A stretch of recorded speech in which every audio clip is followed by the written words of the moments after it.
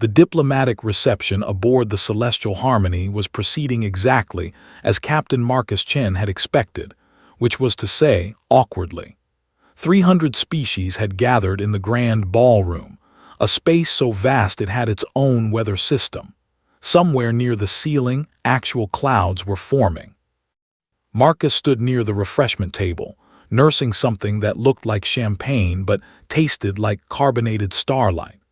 He'd been making small talk with various delegates for the past 2 hours, and his face hurt from maintaining the diplomatic smile. "You appear uncomfortable, Captain Chen." He turned to find himself face to face with Ambassador Velsara of the Kitharin Collective. She was tall, nearly 7 feet, with luminescent silver skin that seemed to shift colors in the light. Her eyes were large and entirely black, like pools of liquid midnight, and her features were both alien and somehow achingly beautiful. The Kitharans were one of the oldest species in the known galaxy, their civilization spanning back millions of years when humans were still figuring out which end of a stick to use. "Is it that obvious?" Marcus asked, relaxing slightly. Velsara had always been easier to talk to than most of the other delegates. "Your species has a tendency to hold tension in your shoulders," she observed, her voice like wind chimes. "And you've been standing in the same position for 17 minutes, which suggests you're trying to avoid someone." Marcus laughed. "The Brecken ambassador. He keeps trying to convince me that humans should surrender our colony rights to the Outer Rim." "Ah yes, Ambassador Cruchthan. He has that effect on most species." Velsara's mouth curved in what might have been a smile.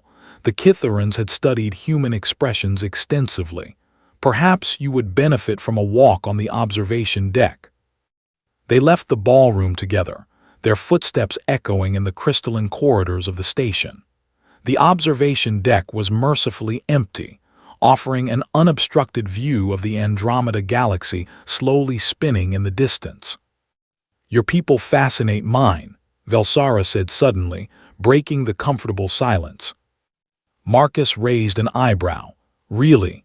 We're practically infants compared to the Kitharin Collective." "That's precisely why," she replied, moving closer to the viewport. The starlight played across her silver skin, creating patterns that reminded Marcus of water. "We've observed thousands of species reach the stars. Most follow predictable patterns. They either burn out in conquest, stagnate in contentment, or dissolve into post-biological existence. But humans—" "We're different?" Marcus asked, though he'd heard variations of this conversation before. "You're impossible," Velsara said, and there was something like wonder in her voice. "By all statistical models, your species should have destroyed itself dozens of times over. You war constantly, you're driven by emotion rather than logic, and you have this peculiar habit of forming attachments to everything, even machines and ideas. Yet you've achieved in 2 centuries what takes most species millennia." Marcus stepped beside her at the viewport. "Maybe that's exactly why we've succeeded. We don't fit the models." "Indeed." Velsara turned to face him, her dark eyes reflecting the stars. "Your emotional nature, which most species see as a weakness, appears to be your greatest strength. You love fiercely, dream impossibly, and refuse to accept limitations." There was something in her tone that made Marcus's heart beat faster. They'd worked together for months now, negotiating the complex web of interstellar treaties, and he'd come to genuinely admire her. More than admire, if he was honest with himself. "You know," Marcus said, the champagne giving him courage he wouldn't normally have. "With that kind of understanding of humanity, you'd make a very sexy wife." The words left his mouth before his brain could stop them. Horror flooded through him immediately.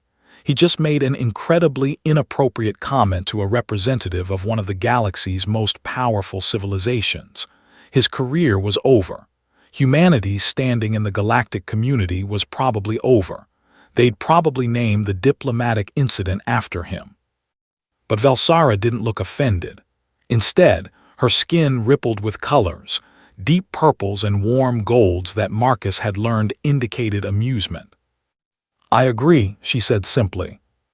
Marcus blinked, I'm sorry, what? I agree that I would make an excellent wife, by human standards and Kitharan ones. She tilted her head in that distinctly alien way. Did you think your comment was an accident, Captain Chen? Well, yes. The champagne, the moment, my complete lack of filter. Humans, Valsara interrupted gently, are not nearly as unpredictable as you believe. You've been displaying courtship behaviors for the past 6 weeks. The Kitharan delegation noticed immediately. Marcus felt his face burning. The entire delegation. It was quite endearing, actually. Your species courts so, enthusiastically. She moved closer, and Marcus could smell something like ozone and flowers.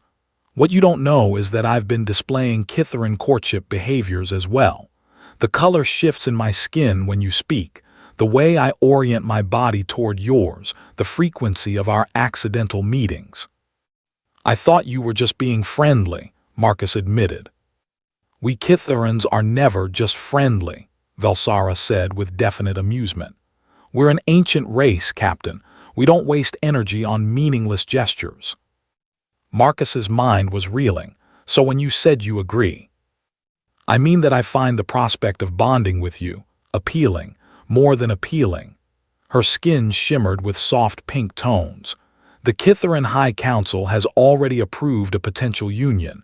It would be the first official bonding between our species. This is insane, Marcus breathed. We've known each other for months, sure, but marriage, between species, I don't even know if we're biologically compatible. We're not, Valsara said bluntly. At least not for reproduction. But Kitharan bonding isn't about biology, Captain. It's about the joining of minds, purposes, and futures. And I've studied your culture extensively. Human marriage at its best is about the same thing. She was right, Marcus realized. And standing there with the galaxy spinning behind her and her skin glowing with colors that might have been hope or nervousness or joy, he found that the idea didn't seem insane at all. There will be complications, he said, political ones, cultural ones. My mother is going to have so many questions. Valsara's laugh was like music. I look forward to meeting your mother. Kitharan tradition requires elaborate courtship of the family group. And if I say yes to this absolutely crazy idea, Marcus continued, what happens next? Then we proceed carefully, Valsara said. By both our people's customs, I court you properly, you court me properly, and we discover whether this connection we feel is merely attraction or something deeper. She paused. Though I should warn you, Kitharan courtship rituals last a minimum of 1 standard year and involve several trials of compatibility. Trials? Nothing dangerous. Mostly psychological assessments and shared experiences designed to ensure true compatibility. Your people call it dating, I believe, though with more structure and fewer restaurants. Marcus laughed, the tension breaking. A year of structured dating with the most beautiful woman I've ever met, who also happens to represent a civilization millions of years old. Yeah, I can work with that. Valsara's skin bloomed with brilliant gold. Then we have an accord, Captain Chen. Marcus, he corrected. If we're doing this, you should call me Marcus. Marcus, she repeated, and the way she said his name made it sound like poetry. And you may call me Vel, as my chosen do. They stood together in silence for a moment, watching the stars. Somewhere behind them, the diplomatic reception continued, 300 species negotiating the future of the galaxy. But here, in this moment, the future of 2 people seemed infinitely more important. You know, Marcus said finally, when I made that stupid joke, I never imagined this outcome.